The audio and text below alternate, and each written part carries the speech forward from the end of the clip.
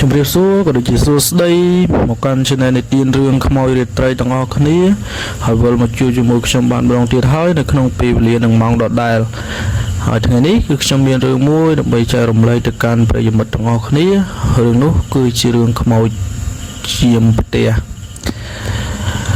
កាលពីប្រហែលសប្តាហ៍មុនហ្នឹងគឺខ្ញុំអង្គុយជុំវិញគ្នានៅក្នុងតុបាយហ្នឹងហើយមានបងស្រីម្នាក់គាត់បាននិយាយរឿងតាក់ទងទៅនឹងគ្រួសាររបស់គាត់ការដែលគាត់បានទិញម្ដាយរបស់គាត់ហ្នឹងបានទិញផ្ទះមួយនៅខេត្តសៀមរាបហើយពេលនោះដែរគឺអត់ដឹងថាប្រវត្តិផ្ទះហ្នឹងយ៉ាងម៉េចនោះទេស្រាប់តែគាត់ទិញទៅហើយគាត់ថាឪពុកម្ដាយរបស់គាត់ហ្នឹងក៏មិនអាចរស់នៅក្នុងផ្ទះហ្នឹងបានដែរអញ្ចឹងនៅក្នុងផ្ទះហ្នឹងប្រៀបដូចជាចំការអញ្ចឹងណាដូចជាគេដាំបន្លែដាំផ្លែឈើដាំអីអញ្ចឹងនៅក្នុងចការរបស់យើងដែលលក្ខណៈគ្រួសារអញ្ចឹងទៅហើយដល់ពេលអញ្ចឹងទៅគាត់អត់បានមកស្នាក់នៅក្នុងដីស្រាដីដែលគាត់បានទិញគេនឹងទេផ្ទះដែលគាត់បានទិញគេនឹងទេហើយទុកចោលយូរទៅគាត់ថានៅពេលដែលគាត់ទៅសម្រាមម្ដងហ្នឹងតែងតែមានមនុស្សដូចជាគ្រួសារអញ្ចឹងណាគេដើរទៅមកអញ្ចឹងទៅដូចជាផ្ទះរបស់គេអញ្ចឹងទៅហើយយើងក៏អត់ដឹងថាប្រវត្តិផ្ទះគេហ្នឹងយ៉ាងម៉េចដែរហើយដល់ពេលអញ្ចឹងទៅគាត់ទៅសម្រាកន្លែងហ្នឹងអត់បានទៅគាត់ក៏មានកូនចិត្តមួយគាត់ចង់លក់ផ្ទះហ្នឹងទៅឲ្យអ្នកផ្សេងទៀតអីយ៉ាងដែលគេត្រូវការដែលគេចង់ទិញអីយ៉ាងទៅហើយស្រាប់តែនៅពេលដែលគេទិញហើយ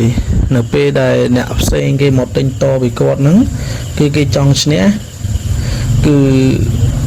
គេទៅស្នាក់នៅក្នុងផ្ទះហ្នឹងដល់ពេលស្នាក់នៅយ៉ាងទៅក៏បានម្ចាស់ផ្ទះហ្នឹងដែលគាត់បានស្លាប់ហ្នឹងគឺគាត់តែងតែមកលេងតែងមកអីយ៉ាងរហូតទៅមកបន្លាញមកអីយ៉ាងឲ្យខ្លាចឲ្យអីយ៉ាងទៅហើយដល់ពេលសួរដំណើរដើមតងទៅនៅក្នុងផ្ទះហ្នឹងគឺអ្នកស្លាប់ហ្នឹងគឺមួយផ្ទះតែម្ដងស្លាប់មួយគ្រួសារអត់ដឹងថាបរិវេហេតុអីនោះទេដែលធ្វើឲ្យគាត់ទៅជាបែបហ្នឹងគាត់ទៅលឺដំណឹងហ្នឹងហើយហ្នឹងអ្នកដែលទិញដីពីគាត់ហ្នឹងគឺគាត់ធ្វើដូចជា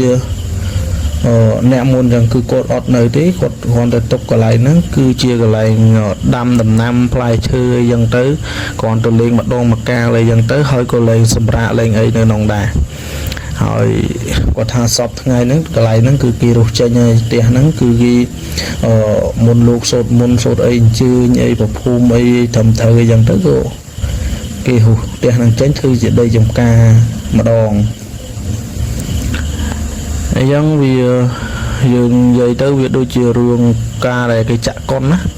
រឿងខ្មោចទិញផ្ទះខ្មោចអីចឹងណាទាំងអស់គ្នាក៏ប៉ុន្តែនេះជារឿងដែលខ្ញុំបានស្ដាប់មកពីបងស្រីមួយដែលគាត់ស្ថិតនៅក្នុងខេត្តសៀមរាបគាត់និយាយប្រាប់នៅពេលដែលហូបបាយជុំគ្នាអីចឹងណាហើយសម្រាប់រឿងហ្នឹងដែរគឺមានតែប៉ុណ្្នឹងឯងហើយលឺខុសខាតកន្លែងណាមិនប្រួស្ដាប់អីយ៉ាងណាក៏ខមមិនដើម្បីស្ថាបនាខាងក្រោមផងហើយក៏ជួយចុច Subscribe Channel YouTube នីតិរឿងខ្មោចរាត្រីម្នាក់មួយផងដើម្បីខ្ញុំមានកម្លាំងចិត្តក្នុងការបង្កើតវីដេអូថ្មីចែកជូនដល់អ្នកទាំងអស់គ្នាបន្តទៀតបាទសូមអរគុណ